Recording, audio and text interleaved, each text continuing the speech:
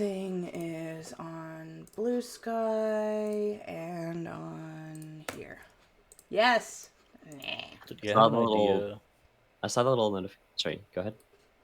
No, that's a question for you that's completely unrelated to everything else. Go ahead. My thing is also completely unrelated to anything else. I was just about to boot up the game when I was like, oh, hey, my friend is... I see the little green icon that says one of my friends is playing a game. Oh, my friend is playing Satisfactory. I clicked on the thing. I'm like, wait a second. No, I'm not booting that up right now. Oh, You God. doofus. Hi, Slider. Oh, shit. You know what I just realized? I have to go fill my water bottle because I totally forgot to do that.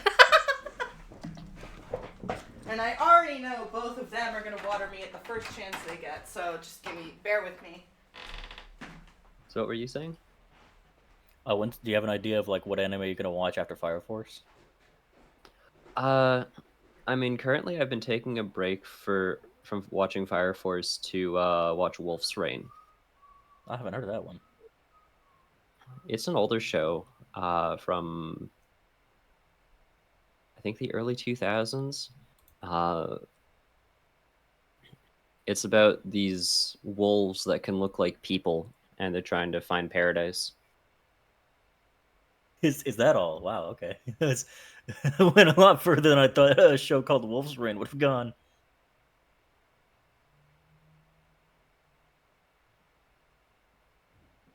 I like the style of it. I'm looking at it right now. Yeah. It threw me off for a second because one of the characters is named Kiba. And Oh, nice. it made me think of Naruto.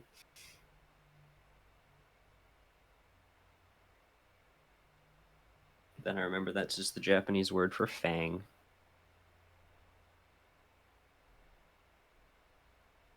Seeing the characters like next to their like wolf forms and everything, just anytime I think of like, oh, anime character and all their friends turn into animal, I think of Fruit Basket first. I've not actually seen that one. I saw it as a kid, like the original one. I don't think I ever finished it, but like it was just a little like fun thing to watch on the side. Like it's more slice of life than anything. Mm-hmm.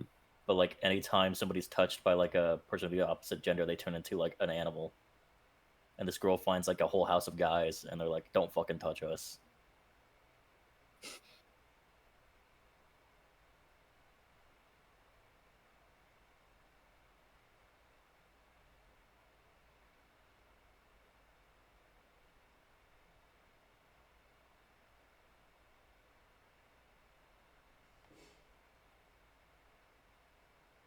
Yeah, the main reason I was asking is because I was like, I saw like the most recent trailer for this upcoming new version of Ghost in the Shell coming up.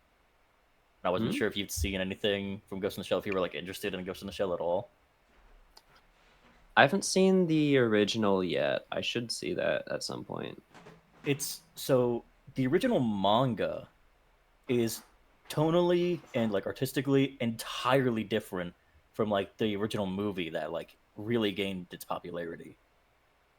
Because like the original movie that everybody looks at that like inspired the Matrix and all these other cyberpunk shows and media was very serious, and like the main character was always like prosing philosophies and shit, and and the whole thing like it's a very intense and sort of like bittersweet thing as you keep on watching it. But if you look at the original manga, it's like a buddy cop sort of thing. Like the main character is always cracking wise. Its art style is almost more cartoony than like casual anime and shit. It's just more lighthearted in general. And for a while, like most like anime renditions of Ghost in the Shell mostly took from like the movie rendition. Standalone Complex sort of found a nice bit like in between. So the main character was more lighthearted but still very serious. But she like was able to crack a smile and make jokes with her team and everything. This newest version is more so in line both artistically and I think probably in tone to the original manga. So like they're having way more fun. Like the art style, some of the characters look like kind of Simpson-y. You know, like their mouths, or especially like they have like that sort of like Simpson overbite sort of thing going. I have returned. I'm looking forward to it. There's a bunch of different renditions and movies. I thought you were gonna say some of the characters had like Homer's weird ass pelican mouth. What? Yeah, that's kind of what I mean. Sorry? Not entirely, not like the whole like circle thing going on there, but like more so as overbite. Yeah. Sorry, Like the what one are we that's talking just- about? Ghost in the Shell. And yeah, I'm looking forward to it. The animation generally looks awesome. And I'm looking forward to see this new rendition. I still need to finish watching Standalone Complex, which is a top tier show. But I'd say it's worth a shot, definitely. Oh yeah, you really Whatever. did make your thing completely transparent, huh? Yeah. Well, you can hang out if you want, but yeah. Also, yes, Slider. I screamed because I grabbed at my chair and it immediately left me and I almost fell over and smashed my head into my chair. But my water is full. Oh, Woogie, what's wrong? My water. Sad to hear. Life. That's fair.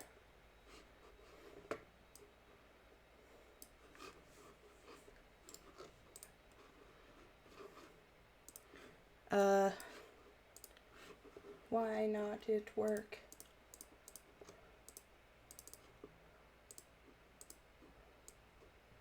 That's why it no work. Oh, God. It's not working. I didn't set the thing. There we go. Okay, stream is ready. Okay. A friend choosing to cut me off plus troubles in the family. Well, that friend is missing out. Life is boring but it will get better, believe me. That is a friend who does not know what he has. At Slider 15, thanks mate. Jabasted. Josh, you can make your thing untransparent. Nah, I like being invisible for now. Okay. Well, when you do show up, you will be there. I'll put you below me.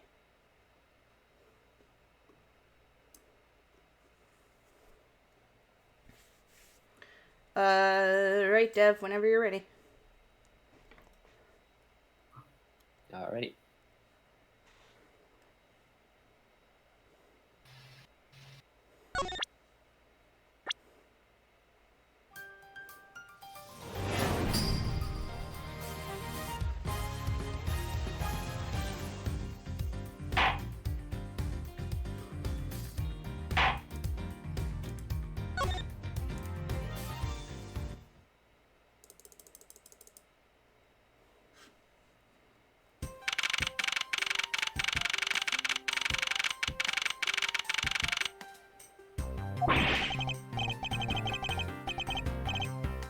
What's with that prosecutor? I can't believe how rude he was. Unbelievable. Please maintain your professionalism, detective. What? I'm gonna find some real solid evidence proving Maggie's innocence. You'll see, sir. But we've been kicked out of the crime scene, sir. True. So then what now? Looks like somebody's fallen into yet another gigantic ditch. Not despair, Miss Bird. We can overcome this as well. There are many other places and things we should be looking into anyway. Huh? Really, sir? For example, this hallway. The linchpin of this argument against Miss Bird is related to the master key. In that case, this hallway is the perfect place to look for more information Actually, I don't really feel regarding the good, mystery RN. surrounding my door. I'm gonna go. See ya. Good night, Woogie. I hope your week gets better. Good night, Woogie. Have a good sleep.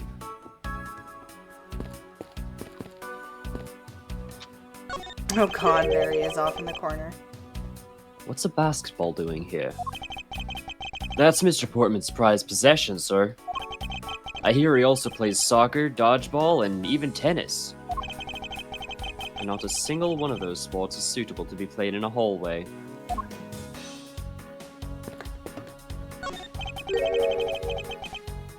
What's a basketball hoop doing here? Hey, I didn't think this used to be... Apple Did this King, just good used to night, be Woody. outside Hope you next to the feel better building a long tomorrow. time ago? Thieves Smuggo. So that when and why was it moved indoors? I don't remember exactly, but one of the officers dragged it up here recently.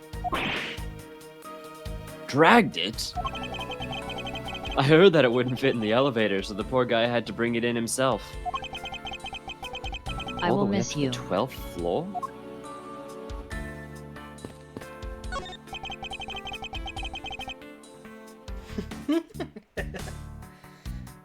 Oh, do you want me to do them? Oh shit. How did I do his voice last game? It looks like you're in quite a pinch, Mr. Edgeworth. To be sure, a murder within the walls of the prosecutor's office is no trifling matter. We must find, apprehend, and punish the killer accordingly post-haste. Sounds like a messy case you've got on your hands. If you ever feel lost or need some advice, my door is always open. How gracious. I will keep your offer in mind. Who is this guy again? Is everything alright? Yes, sir. If you must know, I weighed myself this morning and I'm finally at 154 pounds. Okay. Congratulations, officer. But I was asking about the hallway and this room. Oh, everything's okay, sir. A word of advice, stay focused or you might start to lose even more weight. Right, because Edgeworth, because Gumshoe is the peak of thinness. That man is a bear. I won't rest until I've inspected every suspicious-looking nook and cranny.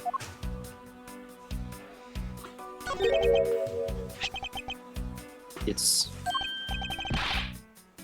isn't that the missing Zero series file, sir? Oh, It is the O. no doubt about it. Bloody letters mark it clear as day. There seem to be a few pages missing. Our thief took only what was necessary and left the rest behind. So, what are these Zero files about, sir?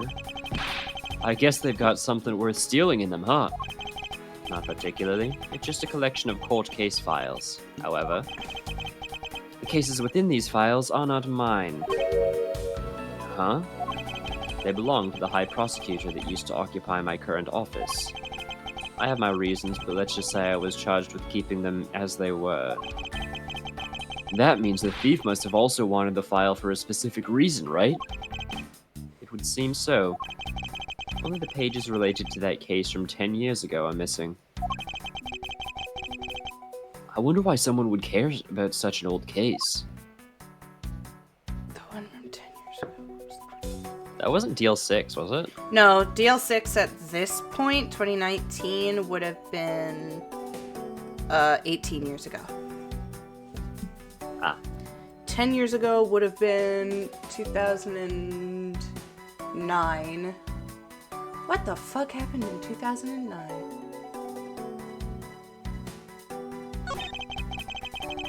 Oh, yes, okay, I remember. A well-crafted, high-quality sofa for visitors. The stitching is excellent. Talk about a luxury waiting area. These babies are also great for napping, you know. Oh, this poor man. Is it a case that I would know about? Not yet. Or is it... Okay. You would sleep even out here, detective? In a hallway?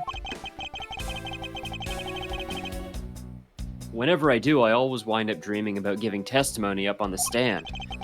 But it always ends the same way. Me getting trounced by a lawyer. Isn't that awful? Maybe I should give it a try sometime. To envision myself winning, naturally. What a fucking dick.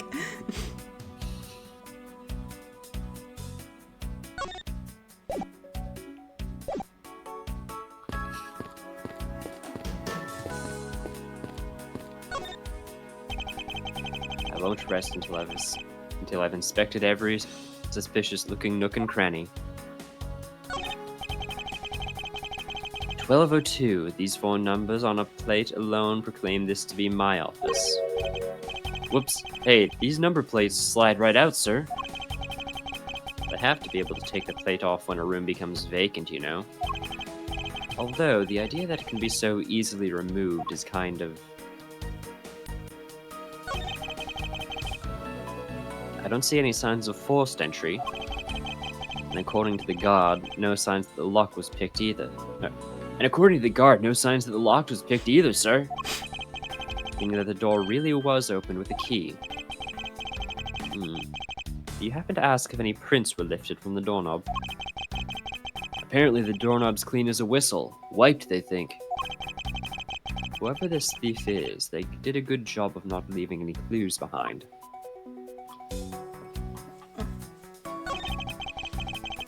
A minimalist yet classy door made from top quality wood. Sturdily made, making it near impossible to break in by force. It's almost majestic, sir. I wish I could be as stately as this door. Only Gumshoe would praise a door as something greater than himself. I wonder who gave him such an inferiority complex.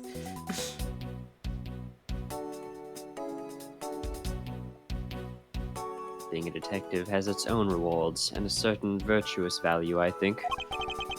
If you live up to your full potential, that's a poignant trait that anyone can admire. I see. So you're saying, sir, that being me is the best thing I can do for everyone? Right. That long pause wasn't exactly reassuring, sir. I forgot about that dialogue. So mean.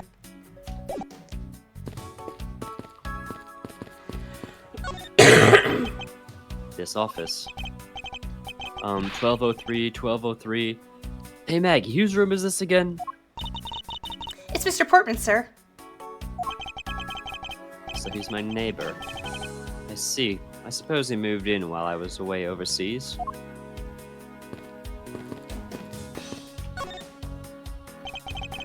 I was wondering if I may speak with you for a bit concerning this case. I've always been a big fan of the courtroom, but this... Jesus. This is like a dream where I'm being cross-examined by the Miles Edgeworth. Jesus Christ. Literal fangirl, awesome. I can't let this chance pass me by. I must remember to ask her about the master key. I should jog her memory by showing her my notes to her with tea. Her eyes turn into industrial fans. They do.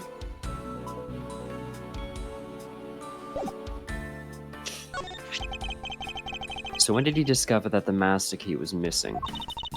By the time I realized it, I think it was around 1 a.m., sir. And I noticed it was back around 2:30 a.m. It was just sitting there on the ledge where the security room's reception window is. But I'm sure that between those 2 times it was not gone, but it was not just gone, but stolen, sir.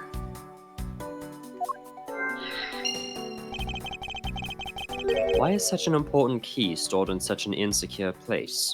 Oh, it's not like that, sir. Jesus Christ. We always keep the key further inside the room, away from the window. Always, you say? Except for this time, correct? Well, I admit that it was a bit careless, but I had my reasons. I left it out because I was sort of using it at the time. It was after I had used it that I left it... Oh, wait. It was after I had used it that I left it sitting out on the ledge. She used the master key?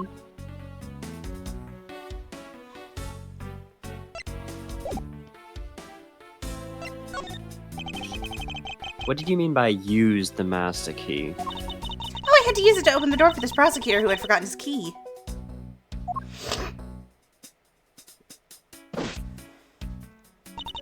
I mean, it's my job as a security guard, right?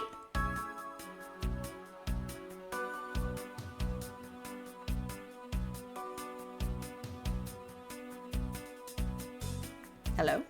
In my head, I'm contemplating, like, there's no way she's that fucking stupid.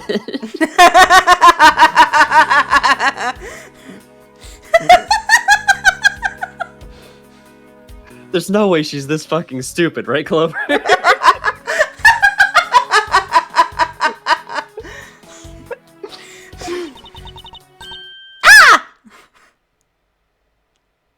And she just realized. I know, I love her so much. But yes, she is that stupid. What is it? That's right, I just remembered the prosecutor who forgot this key.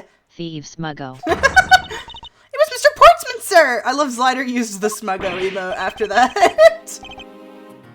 What? Please tell me more, Miss Bird. Quickly. I love how you made him just as exasperated as you are. Oh, that's so funny. It was around 12 a.m. Mr. Portman has forgot his office key, so he came down to security, sir. And that's when you loaned the master key to him? No way! It's against regulations to loan the master key out to anyone! I walked with Mr. Burton to his office and opened the door for him personally, sir. I see. And then what happened after that? Well, he called for me to come up and close his office as he was leaving to go home. It was around 1:30 a.m., I think. So in summary, for the sake of one forgetful prosecutor, you used the master key twice tonight.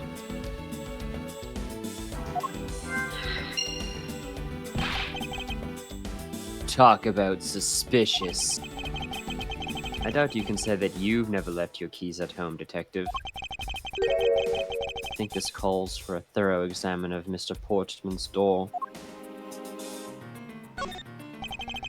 Have you ever met the victim before? Well, I've seen him a couple of times before when I had to go to Mr. Portman's office.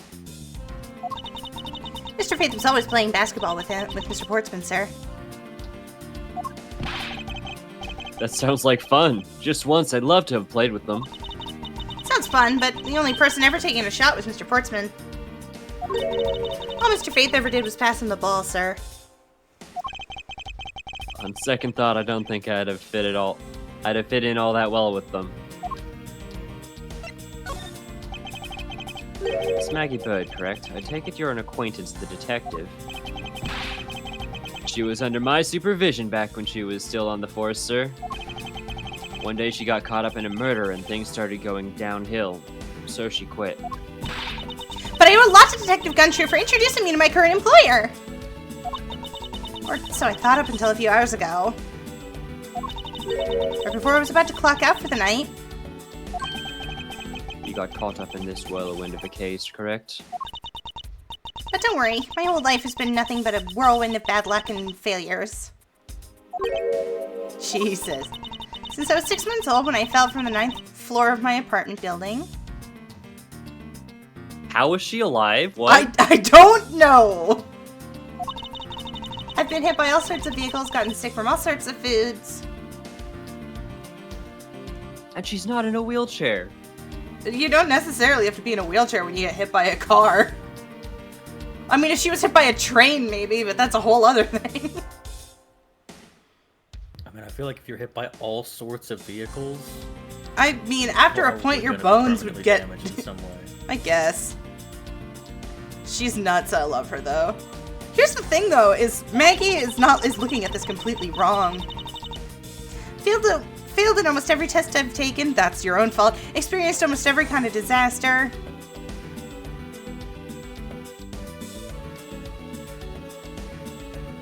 Well, you know what they say, in the eye of the hurricane, there is quiet. Yeah. Now I've even managed to be named a criminal just when I've become a security guard. This is what, your third time?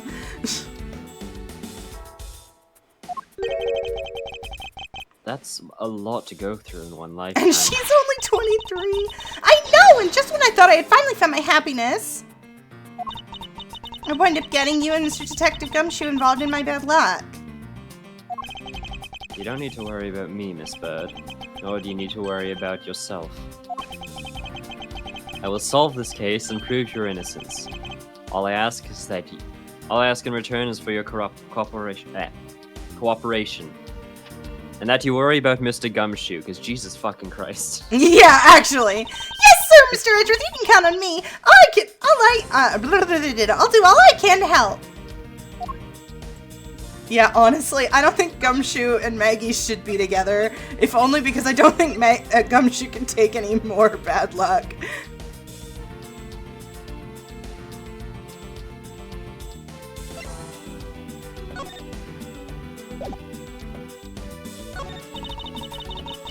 just a lowly security guard, so...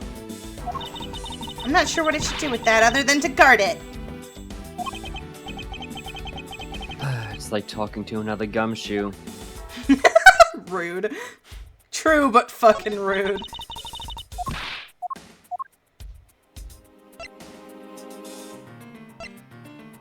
Yeah, she wouldn't know about any of this.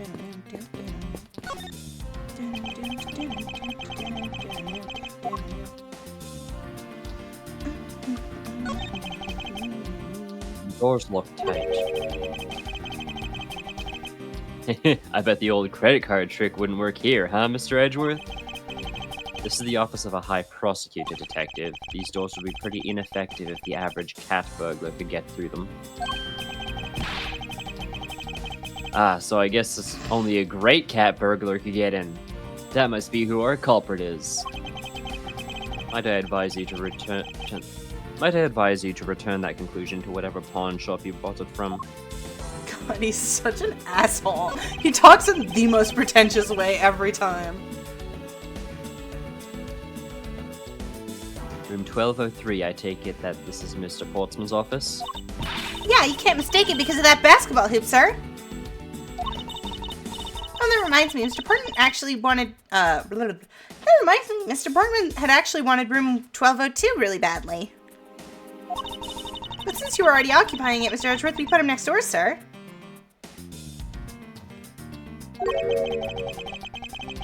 So why was Mr. Portsman so particular about getting room 1202? I'm not sure, but I bet it's because of something like his birthday is December 2nd. God.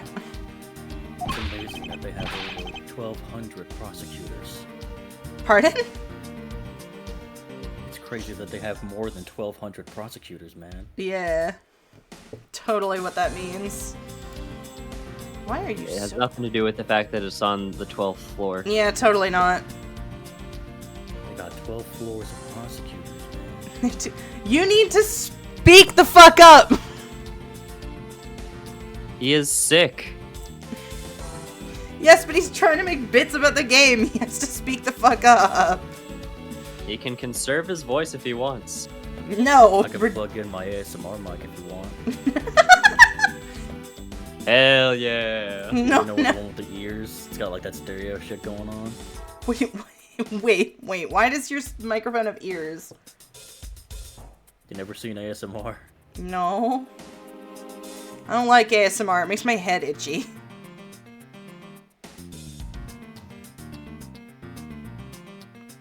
Yep, that's gotta be it. I can't think of another reason why.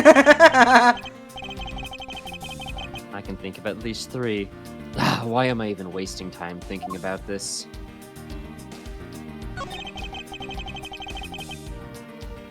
A minimalist yet classy doll made from top quality wood. It's kind of majestic too. Fits in really well with the ambiance of the prosecutor's office. Even Mr. Portsman seems dignified just because he works behind one of these.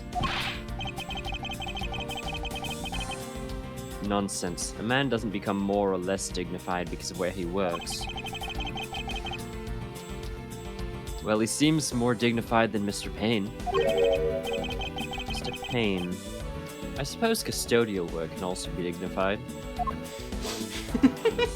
Oh, the pain, disrespect. Earned, though.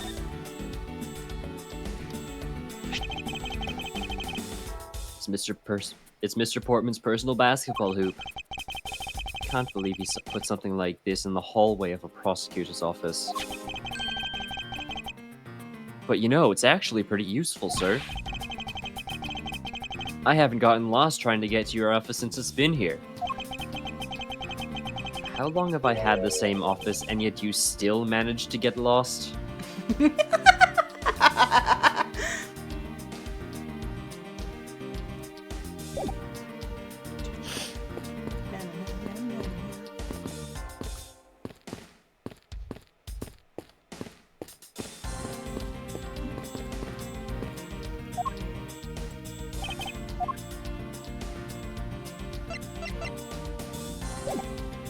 I don't know if you do, but I I think I can logic here. yeah.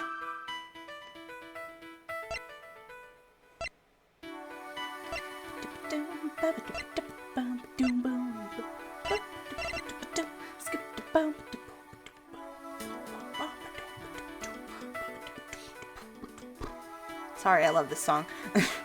So none of the stuff that I was thinking about is here, but the way that I understand it is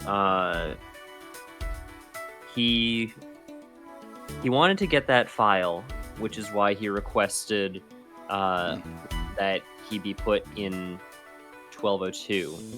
But Edgeworth was already there. Yeah. And then he had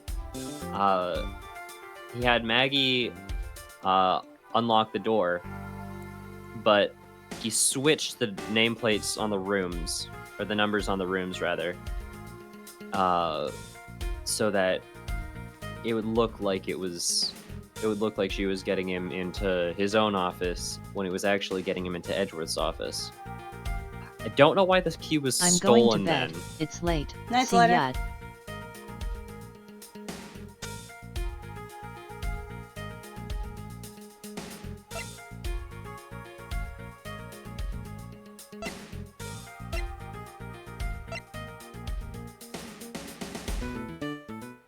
Thieve smuggo thieve hint thieve hint thieve hint.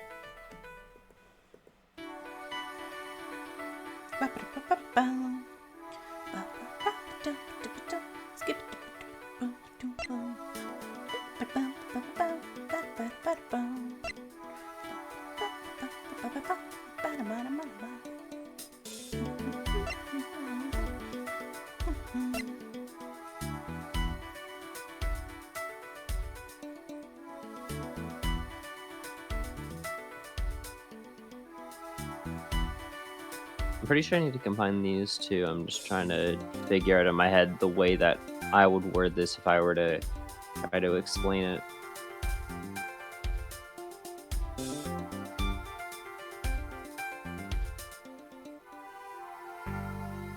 Hey, everyone. You have to drink water. Thank you, Daycare Ladybot. Does it matter which order you put them in? Nope. Cool.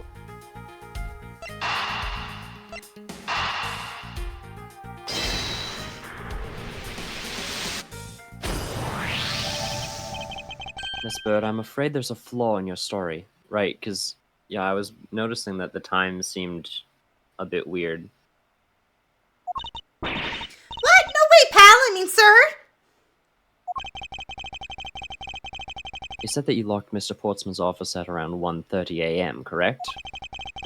However, the master key had already been stolen at that time. Wow, nothing gets by you, Mr. Edgeworth. You saw that contradiction like a pro. Oh my god, shut up. I'd totally forgotten all about that, but thanks to you, I remember it now. You're right. It was around that very time that I realized the master key was missing. And? Well, I'm a security guard, sir. I couldn't just admit to losing the master key, could I? So I pretended to lock up his room, sir. You pretended. Yeah, I used my house key and made it look like I was locking up, sir.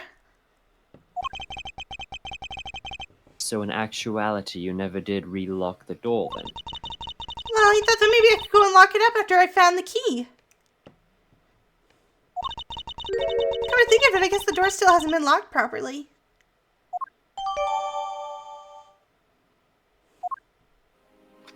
Alright, I guess we're breaking and entering into his office then.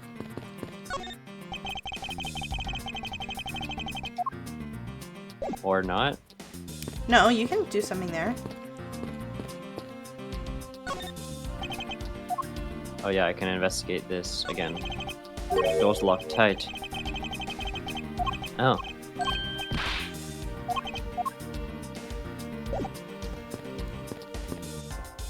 Remember, you can press T to do stuff on a screen.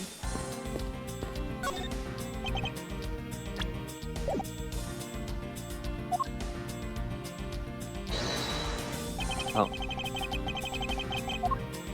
Yeah, I forgot that you could do that when you're investigating now.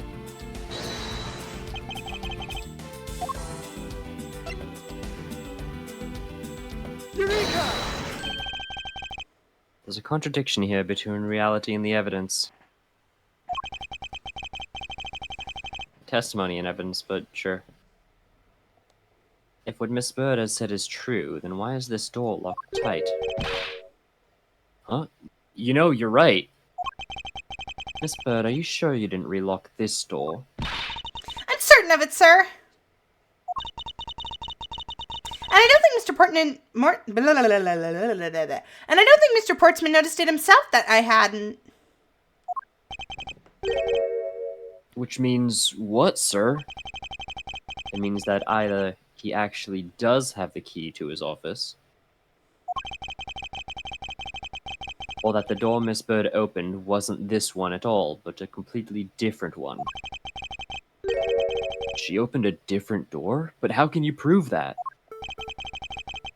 There's an easy way to find out. All we need to do is we need to examine these.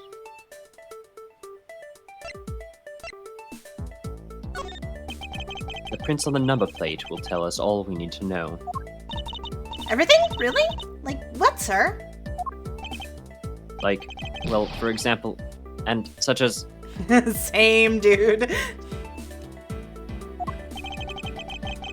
Well, we need to know for sure that Detective's gumshoes... That's not... You're missing the point, Edgeworth. Edgeworth's trying to...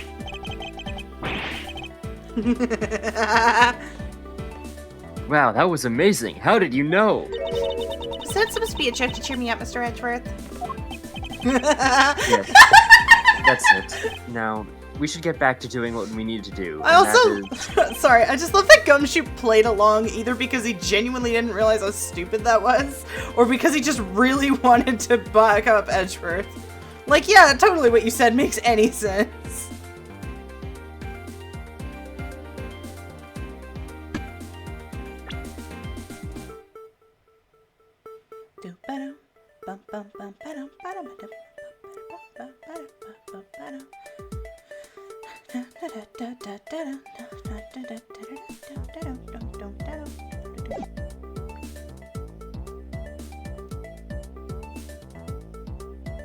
Should be prints on the doorknob, but he wiped the doorknob. He wiped a doorknob.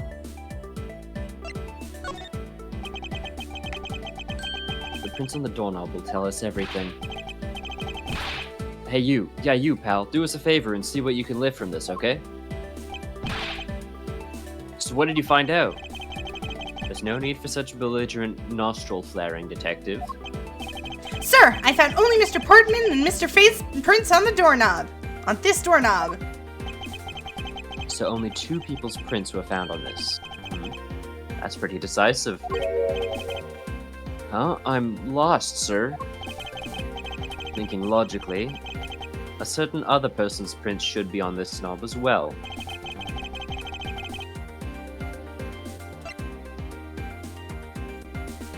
Take that! Don't you find it odd that the prints of the person who unlocked this door are absent? You mean... Yes, the door that Miss Bird opened could not have been this one, but a different one.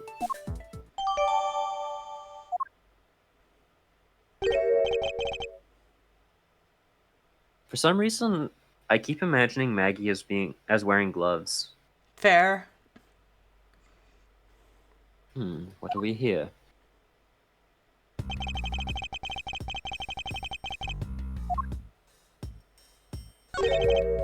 What is this? Looks like a scrap of paper. I'll get it, sir. Let's see. Oh, there's something written on it.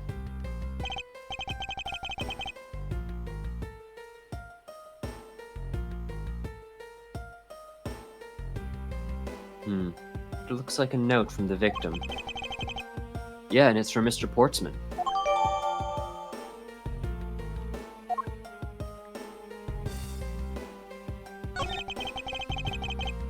This basketball property of Mr. Portsman? Yes, sir. He's always ready for a match. Basketball, soccer, dodgeball, tennis. It doesn't matter what sport it is, he's game. Although I think it would be a little hard to play tennis with this ball. That isn't the point you should be focusing on, Detective. You're right, sir. Now I know what I should be focusing on. Bad Mr. Portsman. Someone should teach him. Oh my god, Ed Someone Gummy. should teach him to clean up his toys after he's done playing. I think we've reached the end of this conversation.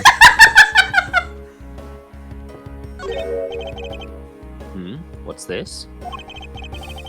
What are you looking at, sir? Oh hey, how about a game? That's okay, detective. I just found the position of this hoop to be a little off. Hey, you're right, sir.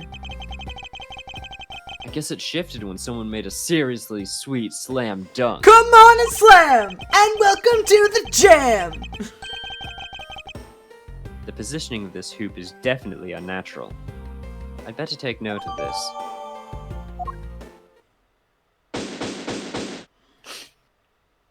The police department needs a full, corporate-wide check for their health to make sure that their necks are all capable of looking down still. Here, there we go, I turned you up. You're right. Yeah, especially Maggie. She's gonna need to make sure that that gets checked out. Yeah, because her neck is probably broken 80 times.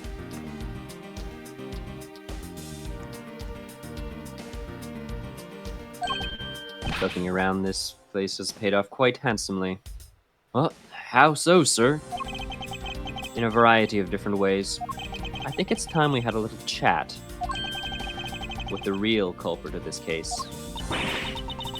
You know who the killer is? That's me. Wow, Mr. Edgeworth. Oh, sorry. How'd you like my gumshoe impression, by the way? Here. No, no. Here you go. No, I Have it. It's yours. I ad-libbed, bitch. As long as my logic is sound, then yes. That was pretty good, Maggie. Mastermind behind this murder is none other than Mr. Portsman. It sounded just like me. What? Mr. Portsman? I knew it. That's exactly what my logic senses were telling me too. I don't know if it was your logic that was leading you to that direction, buddy. Hold on. Gumshoe figured out he's a bad person because he doesn't pick up his balls. I think Gumshoe actually figured out he was a bad person the second he realized he was picking on the person he has a crush on.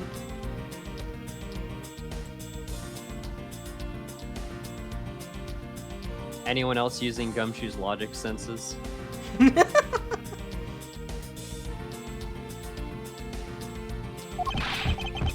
I suspected it was him from the instant he accused Maggie of being the killer, sir. I was joking, but okay.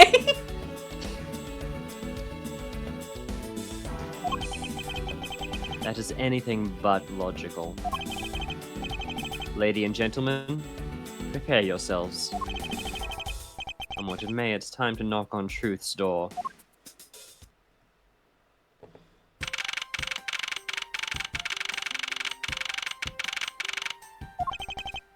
Mr. Portsman, I finished processing the bloody letter, sir. Alright, let me take a gander at it. Pass it here. Nice throw. Okay, looking good. You there. Take care of this.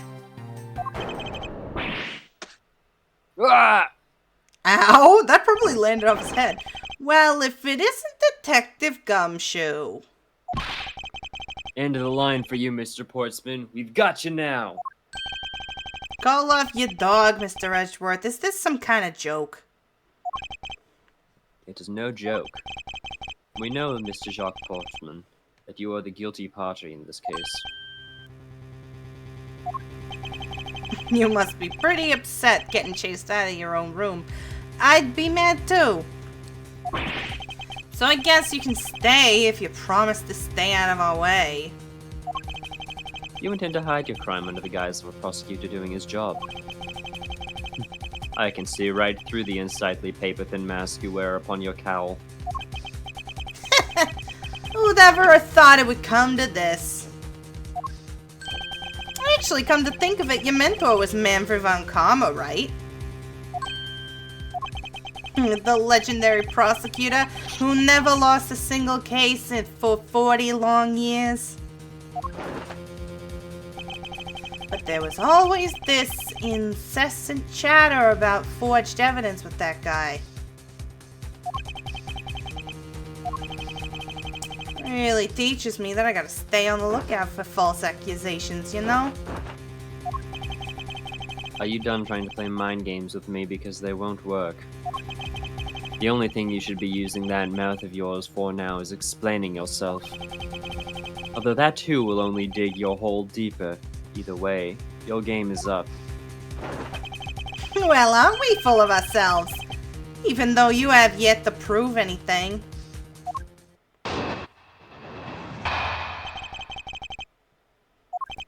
I have no idea what sort of harebrained idea you have in the mind, but there's a mountain of evidence that points away from me being the culprit. Besides, how may I ask, do you propose I unlocked your door and got in here? Cue the bass. Hi, James! Look, I feel bad doing this to you, but I've got work to do, so we're done here.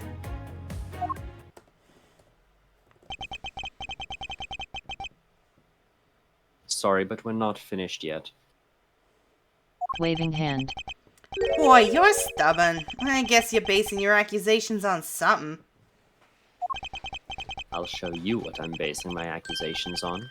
With evidence.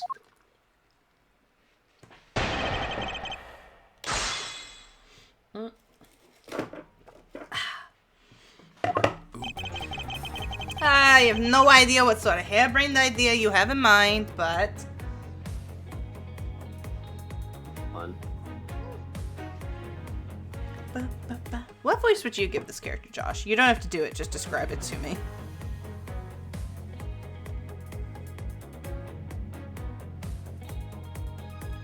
Hello.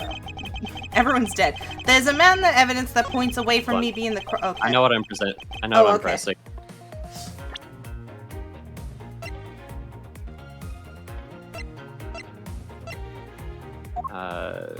We don't have a thing for the testimony, so we'll just do the key. Objection! I believe you were able to open my office door with the master key, no less. Objection! Oh, this Wait, new wait. song rendition's pretty cool. It's a really good Hushed rendition. face. Hold on for a sec. I never laid a finger on that key, as you already know. Precisely. You were able to open my door without lifting a single finger. Well, maybe you did, but only to direct. That's right, you used your finger to direct this person to open my door with the key. Take that! Oh, Maggie. You'd asked Miss Bird to open your own office door for you, yes? Yeah, I kinda forgot my key at home. It happens a bit too often for my taste, you know? But the room you had Miss Bird open at that time was not your own, was it?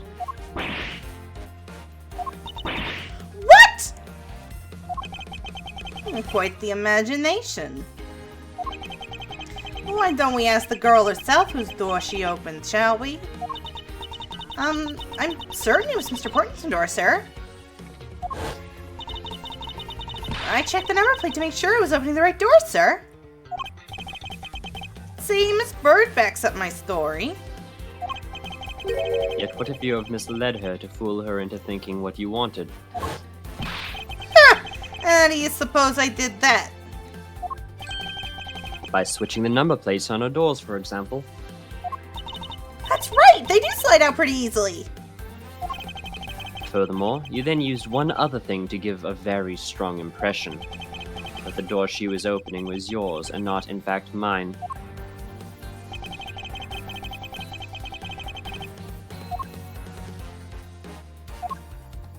Take that! What? The basketball hoop, sir? It was quite the peculiar fixture in the hallway, let alone in the building, which is why it left an unusually strong impression on you.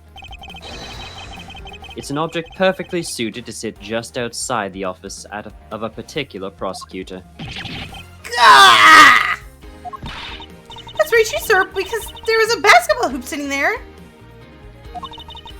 I thought the door was open just had to be Mr. Portman's.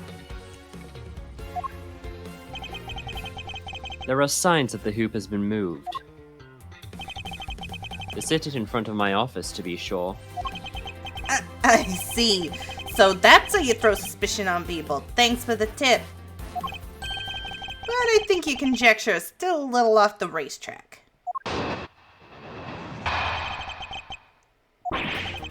Now you're just spouting nonsense. I had the girl open my office door. At that, I was in my room the entire time. You don't have a single reason to suspect me. So he intends to claim his innocence to the end, does he? I'm pure and innocent as my jacket. Just double checking.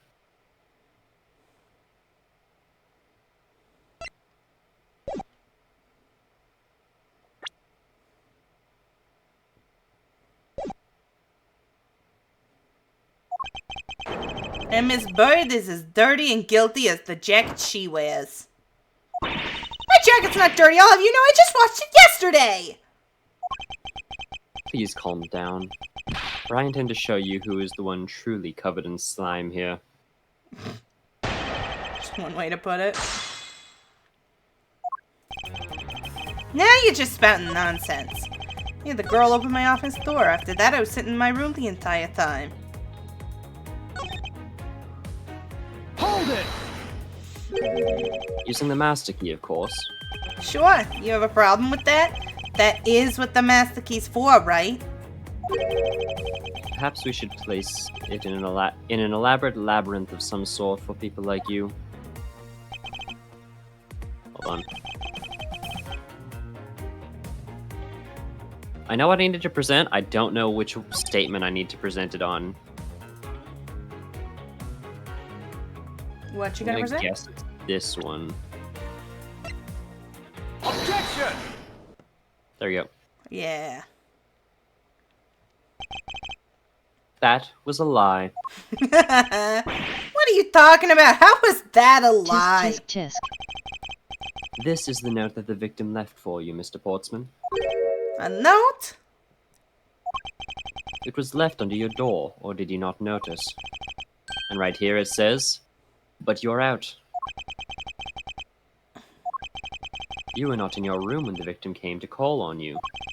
So then, where were you and what were you doing? Ah! Shall I explain it in full detail for you? You were busy snooping around in my room, the very room you had Miss Bird open for you. Objection! Dude, that's just nonsense. You have no evidence that I made that girl open the door for me. Oh, but I do.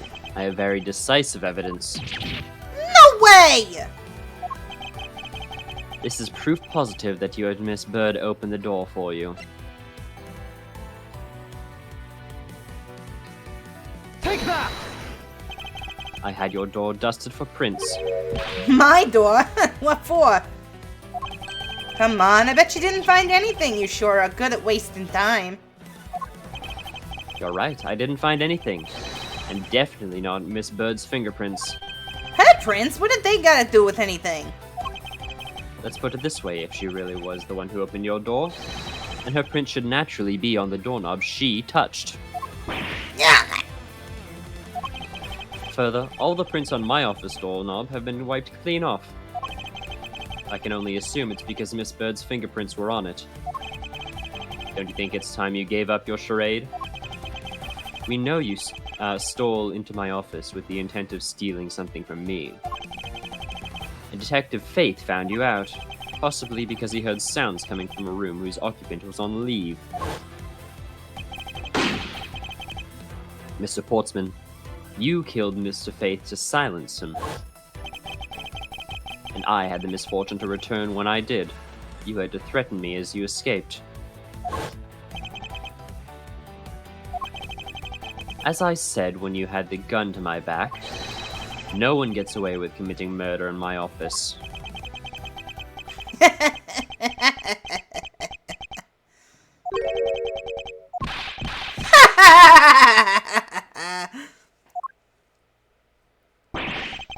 And just what's so funny, pal? Well, the look at that stiff seriousness on the face of this office's fine prosecutor. It makes a huge mistake, and accusing me is simply too much to bear. There's just nothing else like it in the world. What? Mr. Edgeworth just explained it all, and he even backed it up. You're the murderer. Stop trying to play slippery and just admit to the crime already. And as I said earlier, it's all so circumstantial, so full of conjecture. You say you checked my doorknob for prints? Well, I can readily confess that I had wiped the doorknob down well. Huh? I'm a little obsessive-compulsive, you see. I didn't want to touch a doorknob that you had touched. Which is why I wiped the knob down as soon as I could after you opened the door. And that makes perfect sense that only Jim and my own prints would be on there.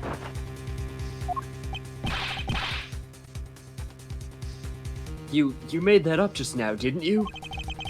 Furthermore, as for the note Jim left me, do you know exactly when that was? For all we know, he could have left it there before I arrived at the office. Like early evening, for example. Are you saying you failed to notice a note in your doorway? Hey, even geniuses fail at times. I was probably too preoccupied by my work-related matters, although that's no excuse. Now that's just a flat-out lie. There's no way you didn't notice a note that size. But you can't prove that, can you? Say something, Mr. Edgeworth. Back me up here, sir. Holtzman makes a pretty good point. I can't prove that he didn't simply overlook it. Besides, I have an airtight alibi. Airtight, you say? I only just realized I had one as we were talking. I guess it would have been better for all of us if I had told you sooner.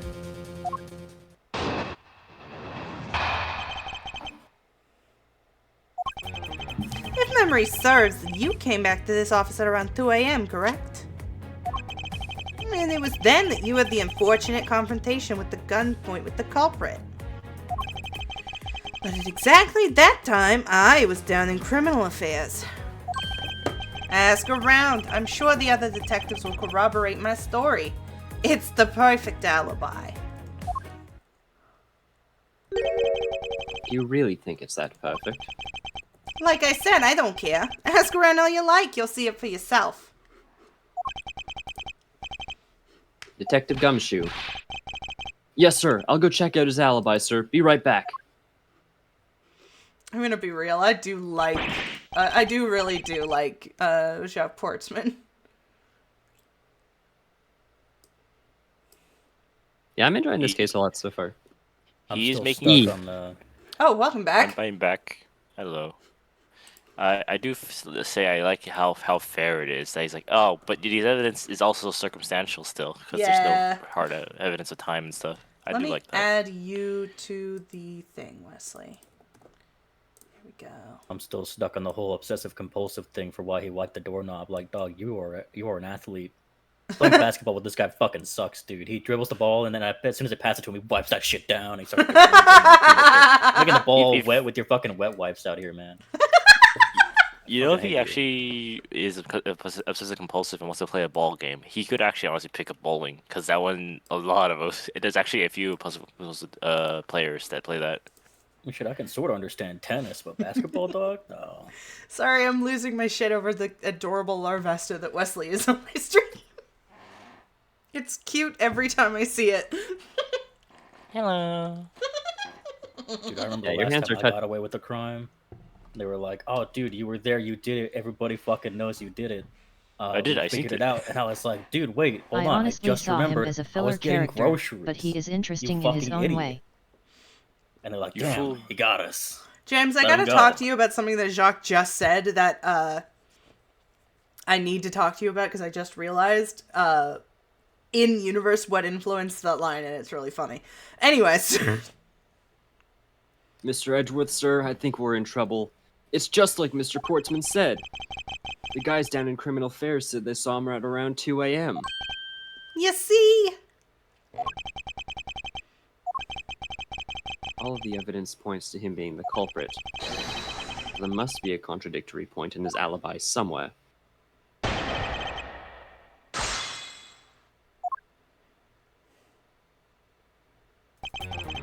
If memory serves, you came back to this office at around 2 a.m., correct? And it was then that you had the unfortunate confrontation at gunpoint with the culprit. But at exactly that time, I was down at Criminal Affairs. Ask around, I'm sure the other detectives will corroborate my story. It's the perfect alibi. You can probably just press a bunch of this stuff. Hold it! You are correct, it was around 2 a.m. Are you sure? It's really important to me that you're spot on with this time. I remember checking my watch then, and make no mistake, it was 2. Ooh, giving testimony like a pro. Okay, so you came around the office at around 2. And it was then that you had the unfortunate confrontation at gunpoint with the culprit. Hold it! It is as you say, however. Yeah, however, you're the only one who claims to have bumped into the culprit. So tell me, did you see the person's face? Was it me you saw? It was pitch black, so I couldn't actually see. Oh, come on now. I'm sure you saw something. Try a little harder, why don't you? I'm beginning to feel like I'm the one being interrogated here. Oh, well, it don't matter if you remember or not. It only matters that you ran into the culprit. But at exactly that time, I was down in Criminal Affairs. Hold it! Hey, everyone. Thank you, You daycare have to lady drink bot. water. So you paid the Criminal Affairs Department a visit. Yep, right after I left the prosecutor's building, I headed straight for the precinct. Ask around, I'm sure the other detectives will corroborate my story. It's the perfect alibi. Hold it! Well, we did go and ask around to confirm your testimony. And it was just as I said, right? Yes, sir. A number of detectives said that they saw you around that time. See, I have the perfect alibi. That's the ace I had up my sleeve. Possible. He actually does have the perfect alibi. What's wrong? All of us, why the sudden sullen look on your face? Yeah, I think we've reached the end of the line and it's time to get off this crazy train. You there. Oh, sir. Please escort the young lady out. But remember, be gentle. Maggie! Detective Gumshoe!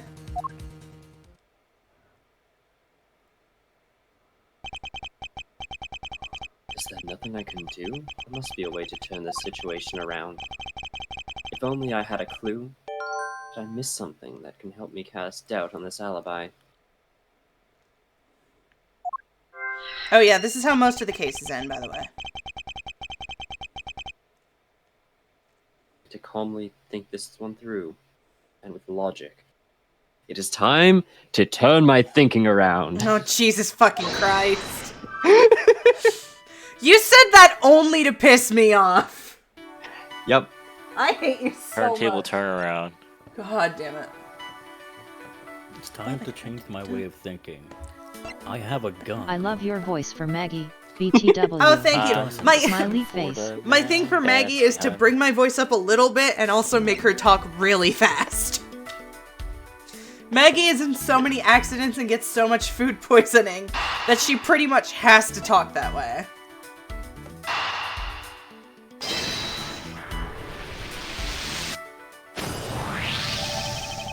Evidence points to the shelves being disturbed once before and once after the murder. But who is to say that the person who did it the second time is the same as the first? Which could mean that there was another person who paid a visit to my office tonight. If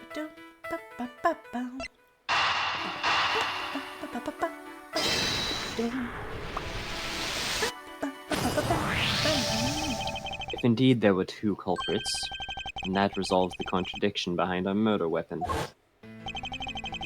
Despite the fact that there are 2 bullets here in this room, the murder weapon only shows signs of being fired once. Even the possibility that the other bullet was fired from the other visitor's gun. Furthermore, if we suppose that the second culprit's gun was the one that pointed at my back, Objection! Mr. Portsman, it seems I need to amend my assumptions regarding this case.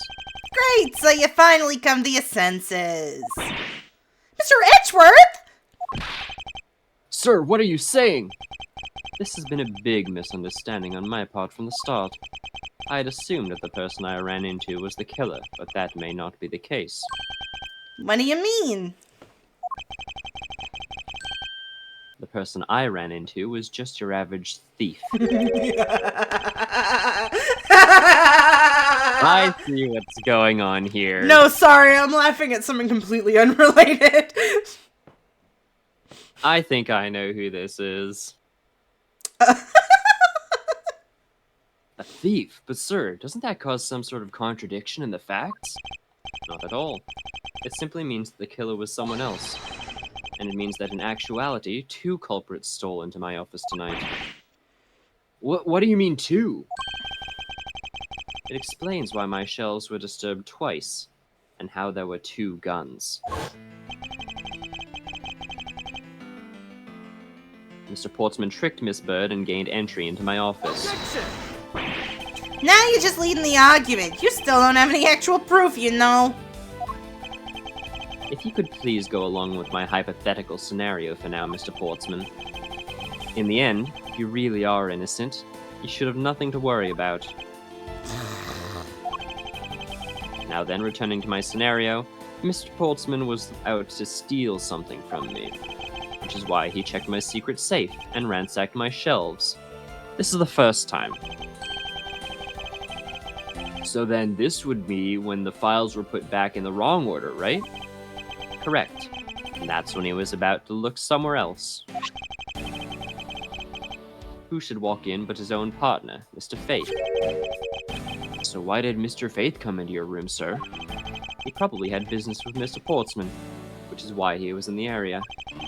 But that's when he noticed sounds coming from my office, would be my guess. Oh, because you were supposed to be away, right? And he must have thought it was odd, so he came into the office to check it out. Correct. And, as a detective, this was the right thing to do. But when he came in, he found his own partner standing there. Because it was Mr. Portsman, Mr. Faith probably let his guard down. But Mr. Portsman was not so merciful as to let him leave alive. He waited for a chance and stole Mr. Faith's gun from him. And then he killed him. He silenced Mr. Faith for catching him in the act of stealing.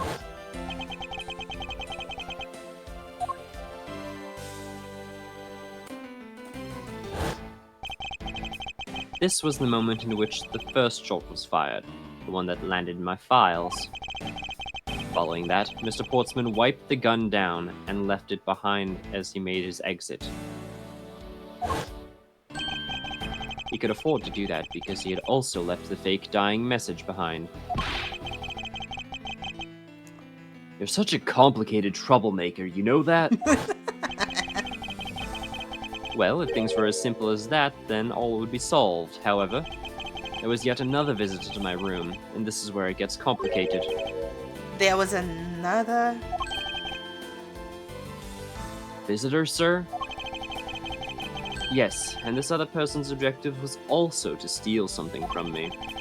Now then, even after Mr. Portsman left, the door to my office remained unlocked. However, this new visitor had no way of knowing that, and so they stole the master key from the security guard's room, and then entered my room and searched through my shelves. This was the second time they were disturbed, and it seems the thief found their prize. 1 moment. Oh no, a phone call.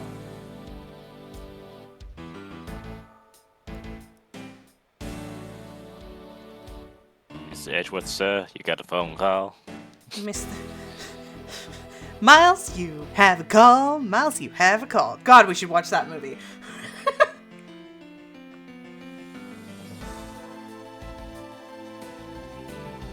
Y'all have watched Cloudy, right? Nope. You haven't watched Cloudy with a Chance of Meatballs? Oh, like Cloud with a Chance. Okay, yes. I was heard about to Cloud. I said cloudy, like what? Yeah. Some of I was my very confused. friends and I, we just refer to it as Cloudy sometimes.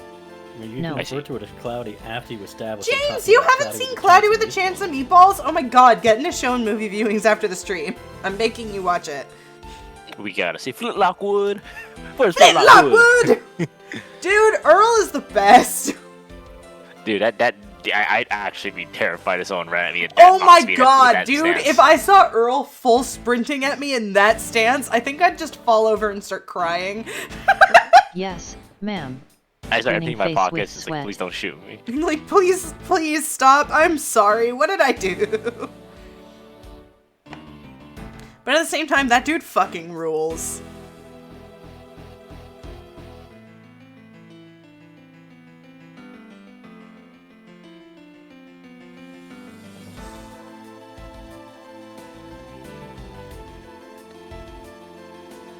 I've had someone read the book to me, but I haven't seen the movie. The movie and Man the book are shrugging. almost completely unrelated. I'm pretty sure the only thing they have connected is the name of the place.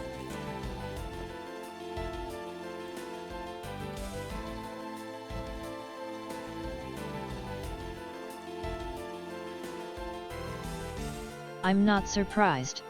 Laughing face. It's such a good movie, though. I love that movie so much.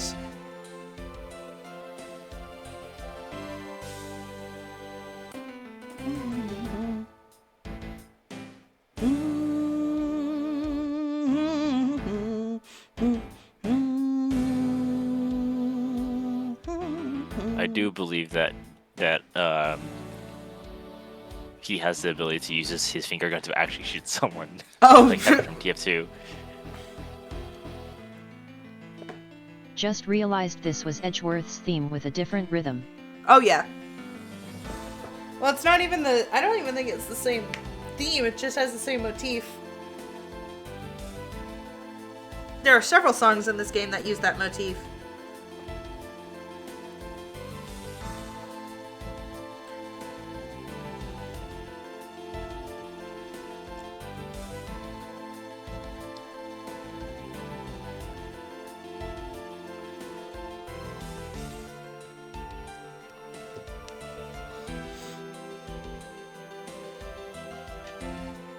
I just had a work-related thing. Yep. Okay. This was the second time they were disturbed, and it seems the thief found their prize. The stolen zero file, right, sir? Whoops. Correct. Only just as the thief was about to leave with the file, I appeared. The thief then threatened me with their own gun, and made their escape. The second bullet was fired during that brief encounter. So the shelves getting messed up twice, and the two bullets, it was all because two different people were doing those things at two different times. Precisely. So now do you see, Mr. Portsman? The person I met was just a thief, and not in fact Mr. Faith's killer. Their alibi for the time frame in which I ran into the other person is now irrelevant. Because we now know that the murder took place during the first culprit's visit. Hang on.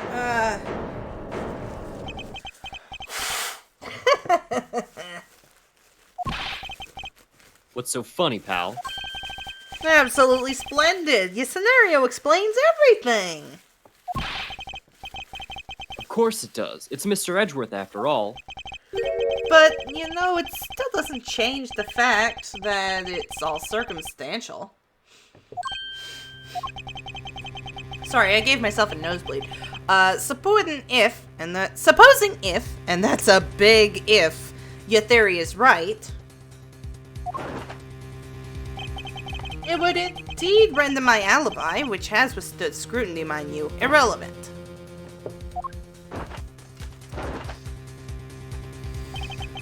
But there's still one defining point to your argument, for which you have no evidence. Your supposition that I was the first visitor. He's right. Mr. Edgeworth, you can't let him get away with that, sir. But he has a point. I have absolutely no proof at this point. Don't say that, sir.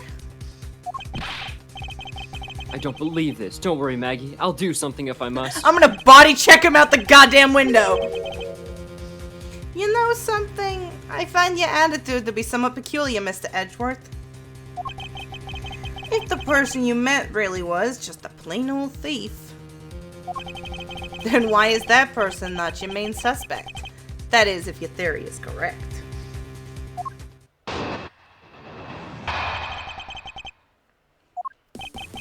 That thief— oh, fuck yeah, sorry, I love this remix. That thief you ran into should be a real suspect, wouldn't you say? We should be out there looking for that thief right now. They might still be nearby. I hate to repeat myself, but as I already said, I was training in my room. Presto time. And when Jim came to deliver some evidence to me, I was down at Criminal Affairs. So I can't be expected to know what happened around here after I left. So you think we should be out there looking for the thief?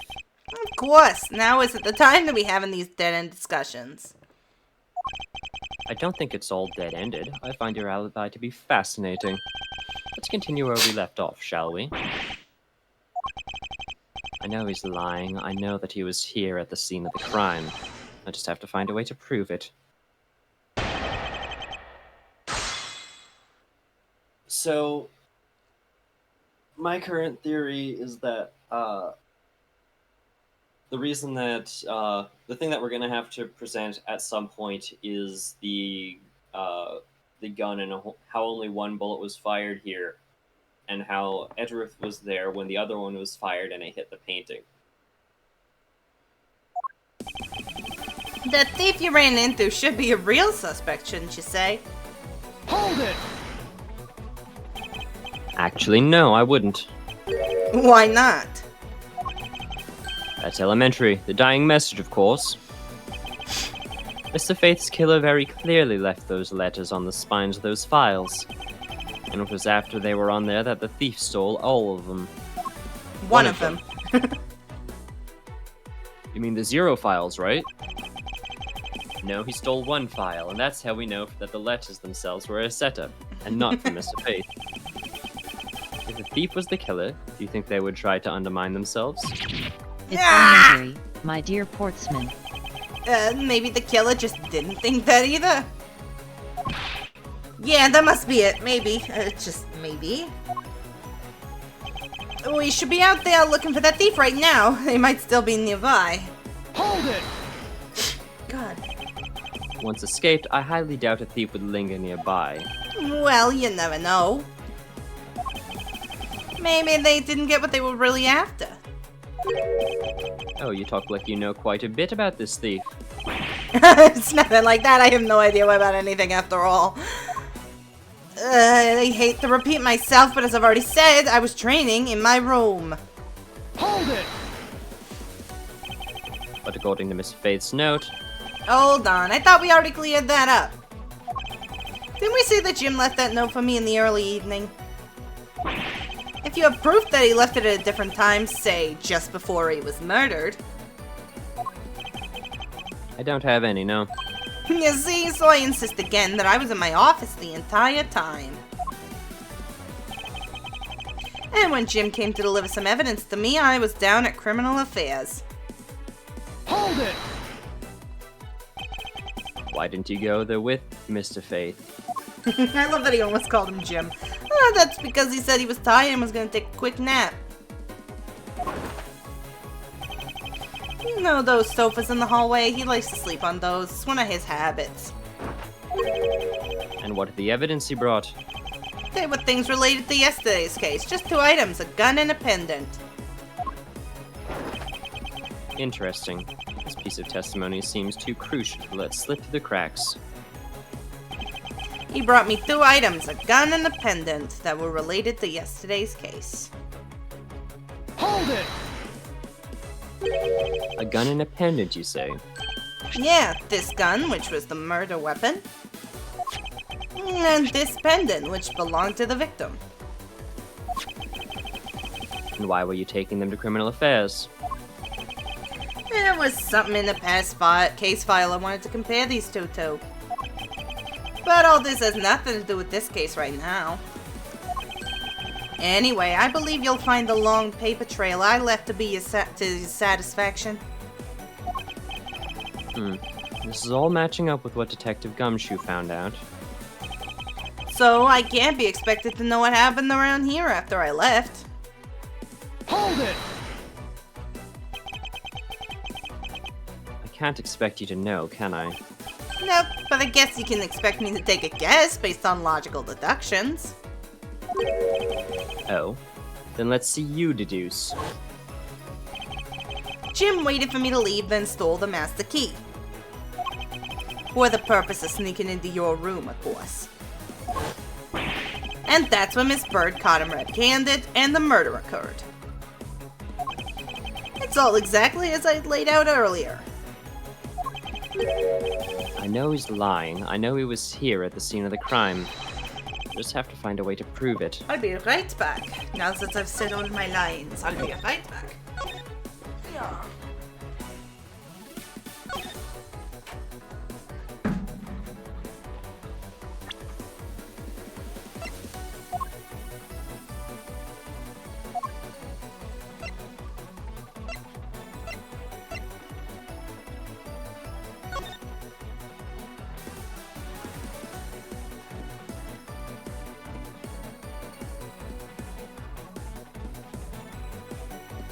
Just double checking if there's anything else that we need to investigate with this gun.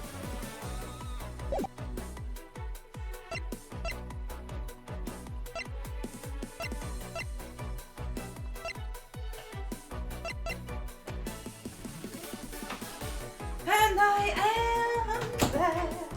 I had to wash my hands because I had got my new jam. Alright, let's go. What are we doing?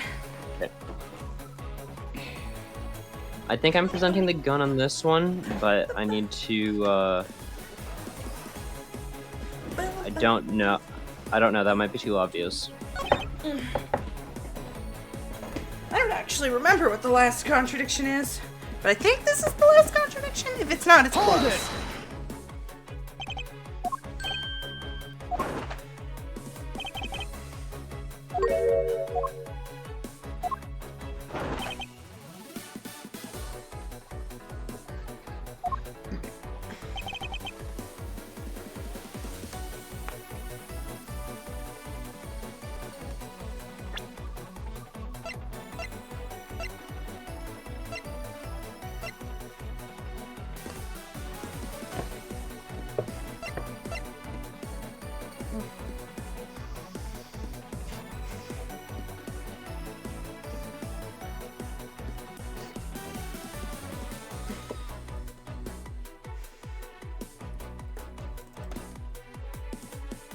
I just find it very funny that it looks like it says, "Oh."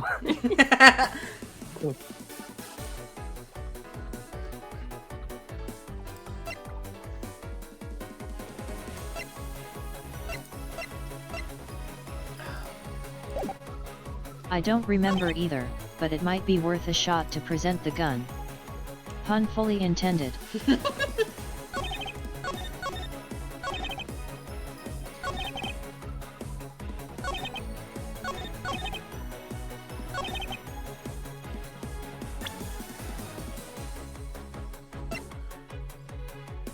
Objection! Pretty sure this could be wrong. Yep, this is wrong. But this last one I can afford to do stuff like this.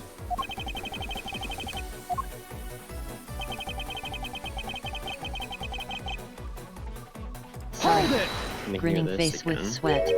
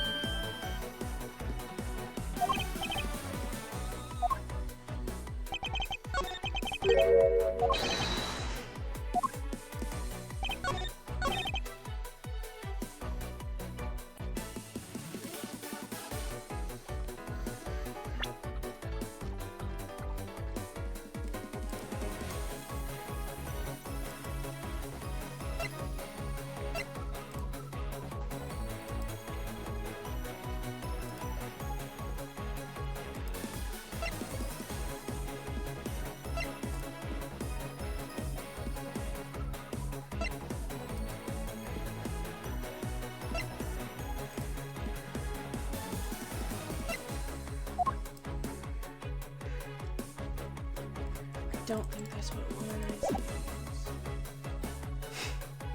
That's not what Hold it! womanizing means.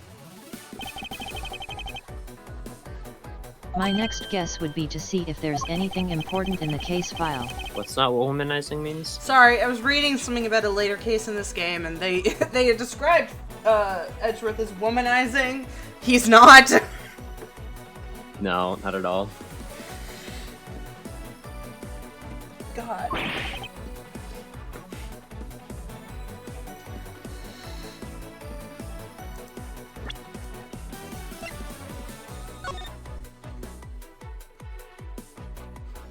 Ah. I know what the contradiction is.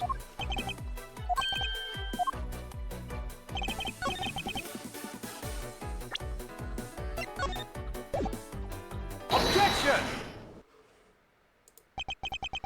Only 2 pieces. I believe the proper phrase here is, you fail. You fail!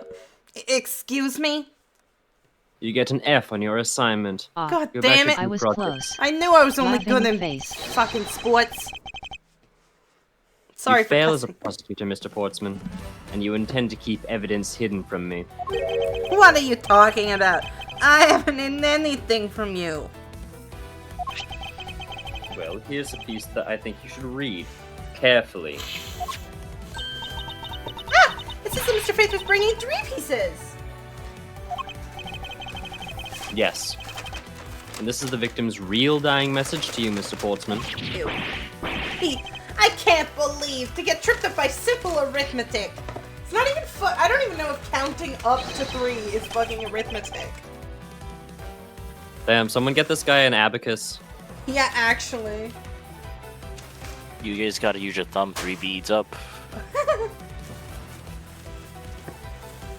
Where's the missing piece of evidence? It's... You have it, don't you? Only the guilty would make such a face.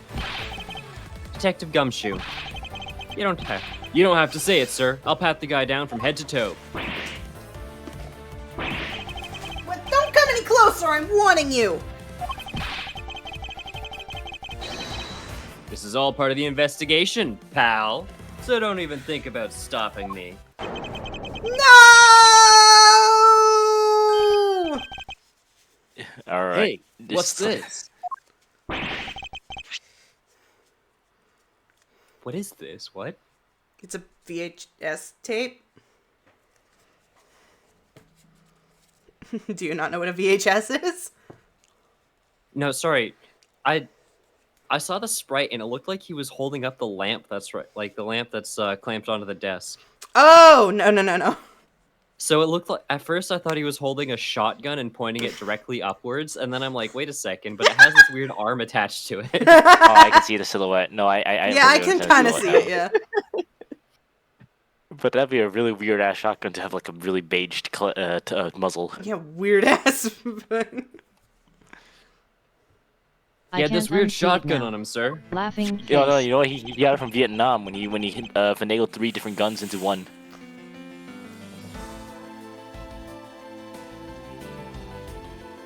He's modding that shit like Gary's mod. Yeah, really. Bro, mix and match like he's in Tarkov. Gun mods in a blender. Despite what you said, it would appear that you do have something to hide. But why would he hide something like that? There's only one reason why anyone would hide evidence of this caliber. Because it would unequivocally prove that that person himself is the real killer.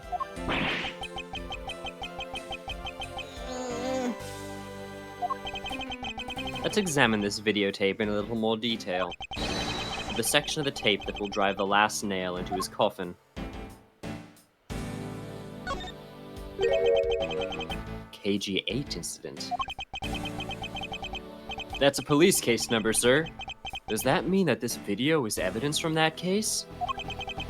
Interesting. However, what's recorded on this isn't what's important right now. Let's give this casing a thorough once-over.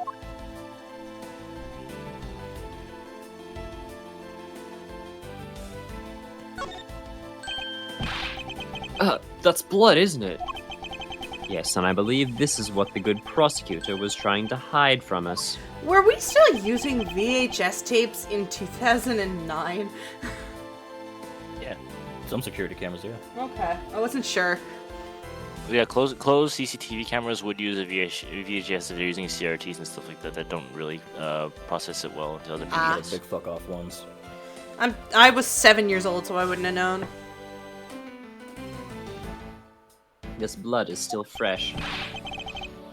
You mean this might be Detective Faith's blood? I know that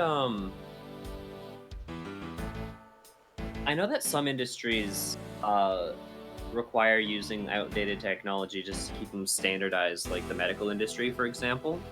Like, they use fax machines still.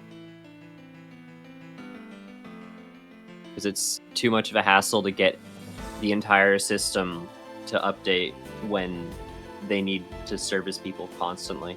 Yeah. Faxing is kind of just convenient nowadays, too.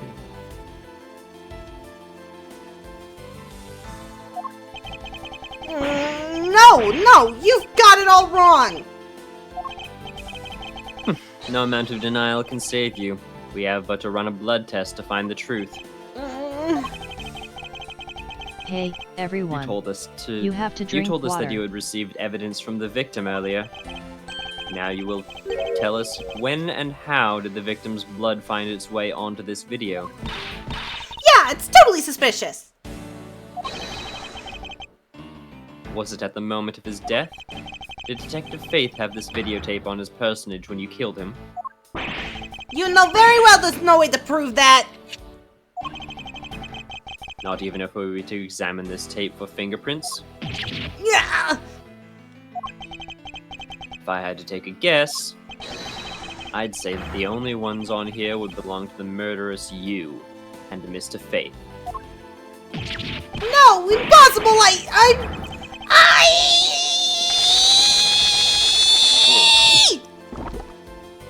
Oh, he's dead. I've always loved his death Oh. animation.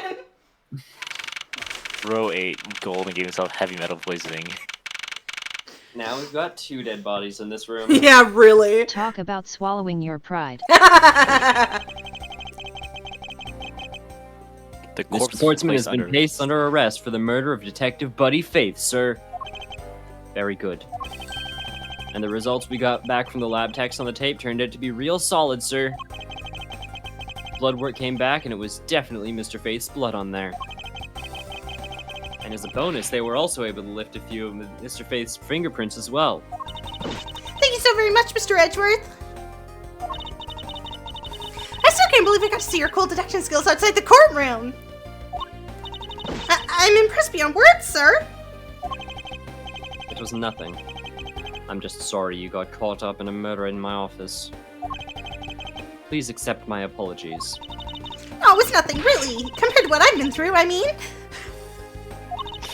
I consider myself lucky that it was only just a burglary and a murder this time, sir. Jesus Christ, Bert.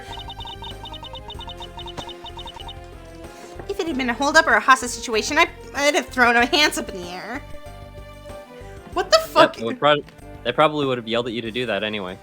Bird, you're 23 years old. What the fuck? I think I'm finally rising up from a goddess of misfortune to just an unlucky person.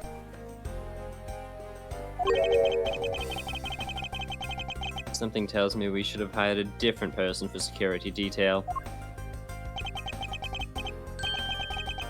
You know something, sir?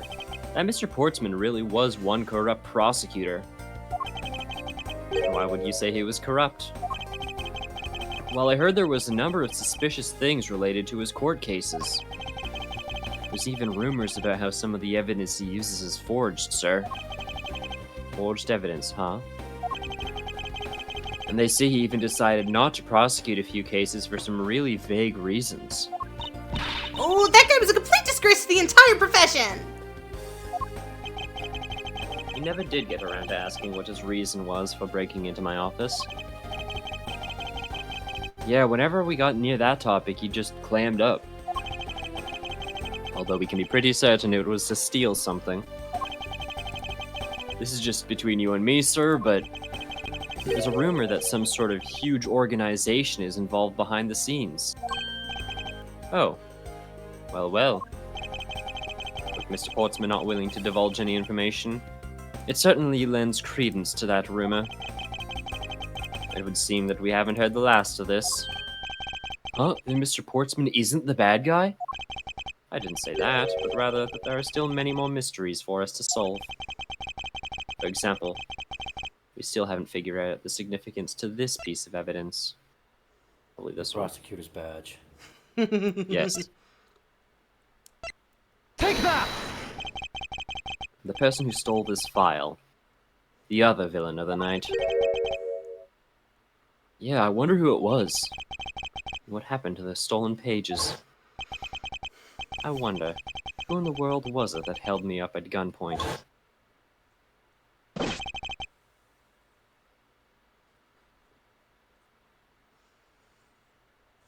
Oh, sorry. Mr. Edgeworth, sir. Yes? I came across this while I was processing your office earlier, sir. This card. What is it, sir? Is that a bird or something on there? It's not just any bird. It's the mark of the raven. A three-legged raven. Even you should know what this is, Detective. Oh, it's about that thing, isn't it? The great thief everyone's talking about? Yes, mask to mask. Yes, it's the mark of the great thief Yatagarasu. Under the mark of a legendary bird, Yatagarasu is notable to the end, a modern Robin Hood. Labeled mysterious and phantom-like, the Yatagarasu appears and vanishes at will. Though we don't know much about this thief's ultimate goal, we do know the targets. The Yatagarasu likes to find and make public evidence of corrupt dealings of all sorts. The thief always performs in silence and always with perfection. Once a target is chosen, no dramatic calling card or announcement is sent forth. Instead, the chosen corporation is infiltrated without even the target noticing. Some days later, the evidence that was found is sent out to the mass media, along with this single card. Although it has been a while since the Yatagara's last appearance. Hey, Mr. Edgeworth, look, something's written on the back. What? Let me see. It's the location of where the thief put the stolen files. So the person who stole the contents of this file was the Yatagara's. Yatagara's. Organization. Quite a few key words are popping up in this mystery. I may need to consult a dictionary. The murder in my office. The return of the great thief, Yatagara's. Looking back, I can't say I didn't see these events coming, for they were heralded by the incidents that began to occur 2 days ago. Oh, I forgot. This all takes place. Yeah, okay. The next case is 2 days ago? Yeah. Nice. We're going to Europe, I guess, then? Not exactly. We have Okay. 20 minutes. Do you want to start it? Nope. No? Okay. What the fuck else am I gonna do for 20 minutes then?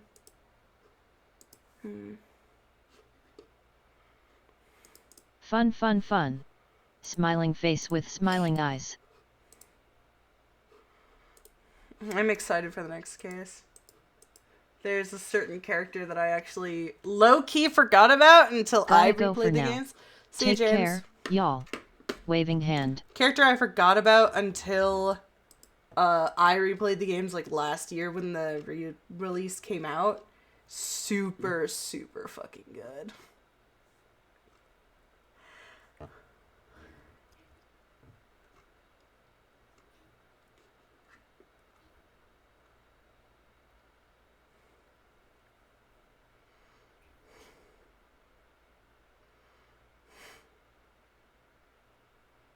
do a tier list of the 4 people you had in this case. All right. S tier. Buddy Faith. He looks like a real good dude. He 5 people in this case. Forgot about the victim. Yeah, Buddy was a real good dude.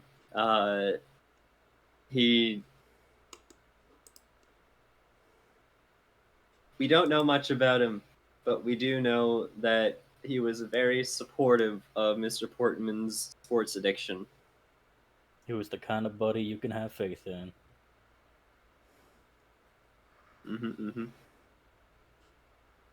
Up next is Edgeworth,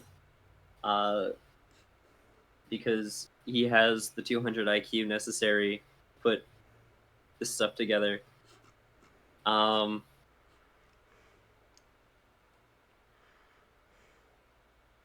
Following that,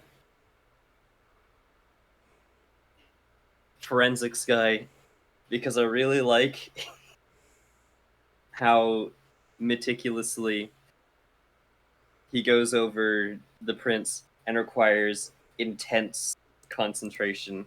He's a man that is truly a master of his craft. He gets that shit done quick, too. Right? You blink and you miss it. You blink and he's got your prints. He's holding your hand right now.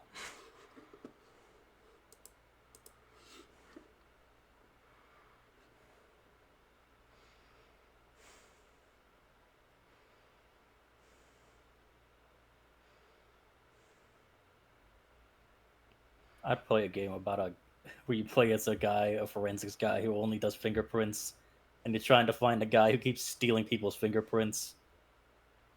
Like, not even like doing the tape method or nothing. He keeps literally taking their fingerprints off of their fingers. I'm the type of person that if I play a game that's like about something like forensics, for example, and like I find a really interesting way to use like to do like the fingerprint scanning, for example, that'll be like the only way that I engage with the game for for a decent amount of time. Like this happened with certain tech in Peak. Like there's a certain way to do that thing with a rope where you can get it a bit higher than if you were to place it while standing on the ground. I love that shit.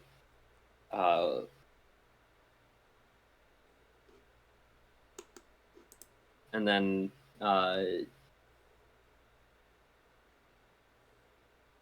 in Valorant, I also noticed that I tend to be drawn, at least in that game, to certain gameplay patterns that weren't intended by the developers. That eventually they had to nerf because they were causing people to not really engage with the core gameplay loop of it. Stuff like Viper playing for lineups, or Neon just like bunny hopping all over the map in order to dodge bullets.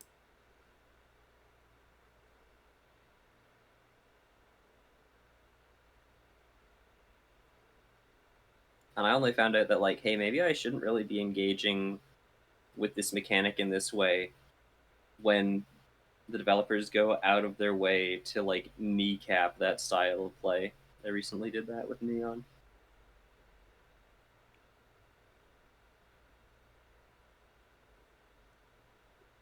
I never thought they actually cared about, like, how people play the characters. It's kind of just, like, different strategies, though, ain't it? It's typically about different strategies, yeah. But they noticed that a lot of the time, the best strategy was to just, like, run it down with high movement characters, like, have everybody just, like, rush in onto a site, without even necessarily trying to, like, actually gather any information,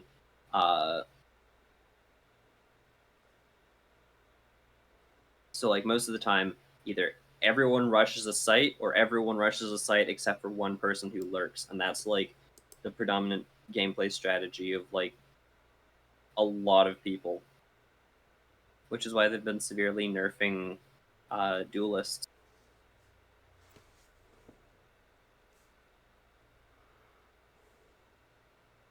But also because like most people just insta lock them anyway.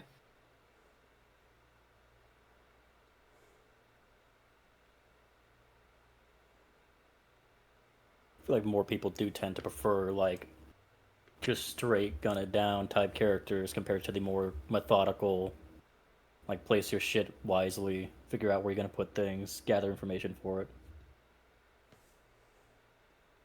Like I'm sure the amount of people who would be like, "Oh yeah," like if you just put like Cypher and Phoenix like next to each other and said pick one, more people would say Phoenix.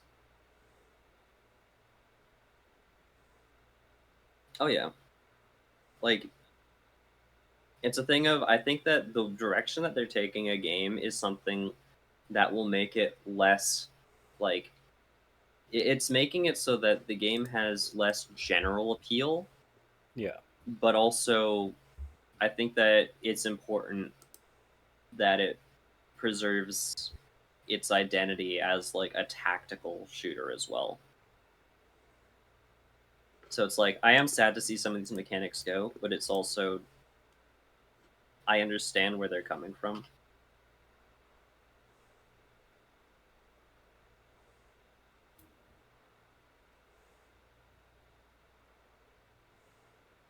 I think that like over time this is better for the health of the game. If in order to be playing well, you have to be uh, trying to like gain information about where the enemy is, as opposed to just like rushing in with the same strat every time and trying to click heads.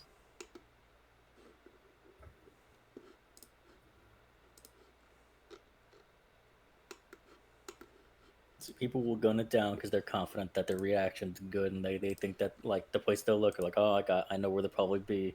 Other people gather information first because that's wise and they try to do very careful things and they want to know more about the team before making any moves. I liked playing Sova when I used to play because I was scared of people, so I wanted to know if they were around the corner and gonna fucking shoot me. It was scary. I want to send my drone out and see if there's a guy around the corner.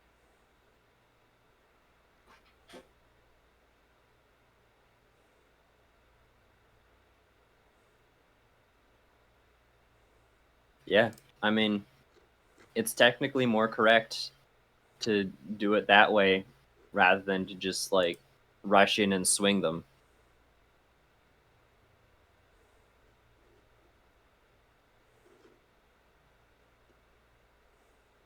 In Marathon, there's a lot of like similarities in terms of like how people want to try to play versus how people do tend to play.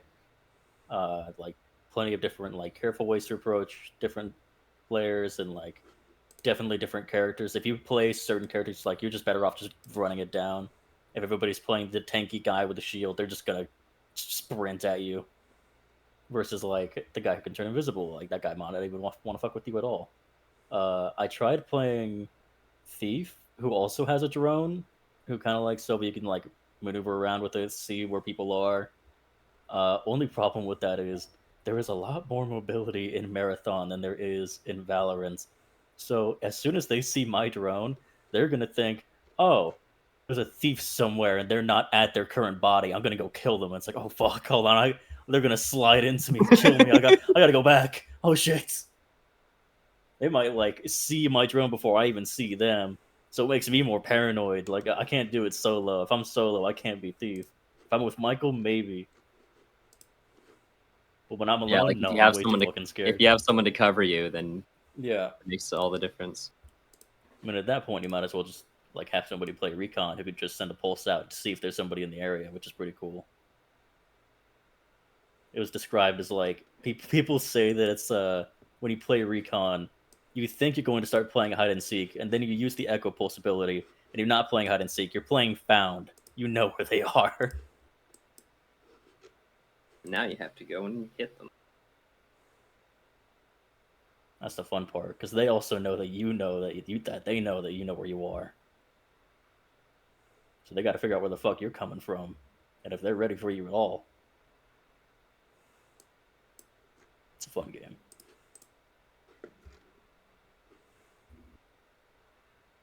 It does sound fun, and also probably more aligned with the way that I would have liked to be able to still play Neon.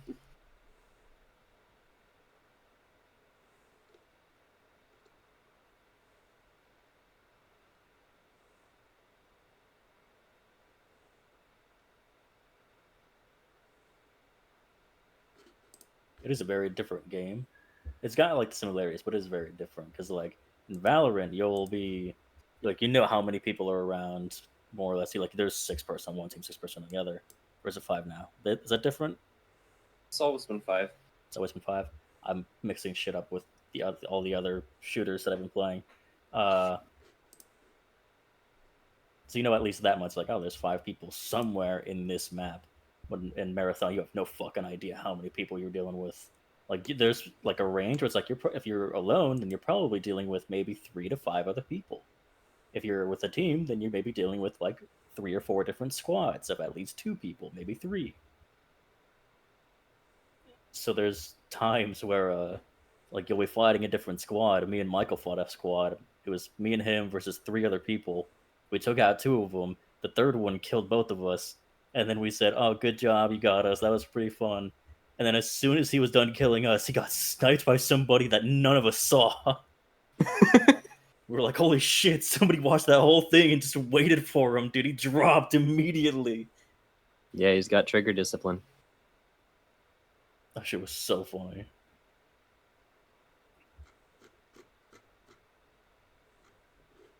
Yeah, I mean, if you wait until they have to start managing their inventory, it does allow you to line up your shot a lot easier. That's also when it gets really fucking scary. Is when you're looting other like squads, and if you're like in an open place, then anybody could probably just look over and see you, and you're too busy trying to figure out like what do I need, what do I not need? Can I stay here? I don't know if I could stay here. I'm leaving.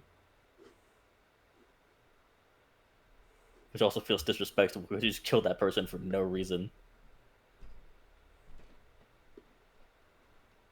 I killed you for bus money and then I walked.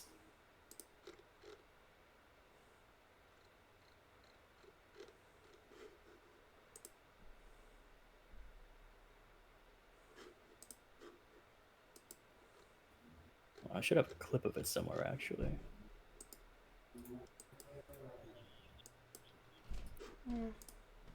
That's close enough to 2 hours. Alright, end screen.